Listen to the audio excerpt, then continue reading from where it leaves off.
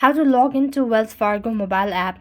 Hey guys, welcome back to our channel. In this guide video, I'm going to show you the procedure to log into Wells Fargo mobile app. So then to begin with, you simply want to make sure to install the app. Head over to your respective app store and on the search bar type in Wells Fargo. As you type in Wells Fargo, install the app, and to begin with, open up the application, and this is where the interface will take. So at the very beginning, you will be able to see this sort of this sort of pop-up, so make sure to allow or maybe disable that.